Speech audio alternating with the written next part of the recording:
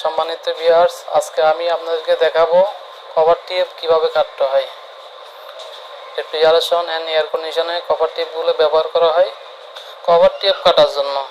এটা হচ্ছে কভার টিপ, এটা কিভাবে কাটতে হয় আজকে আপনাদেরকে এটা দেখাবো। কভার টিপ কাটার জন্য একটা টিপ কাটার লাগবে,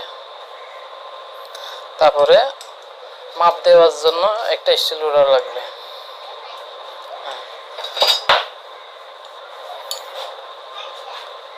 এখন কভার টিপটা কাটার জন্য যে কোনো সাইজের একটা কভার টিপ হইতে পারে, 5/8, হাফ, 3/8, 560, 1/4, 360, 1/8, 160।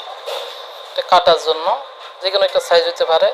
আমি যে কোনো একটা জায়গায় দাগ দিব আমার যতটুকু দরকার হয়। এখানে একটা দাগ দিলাম।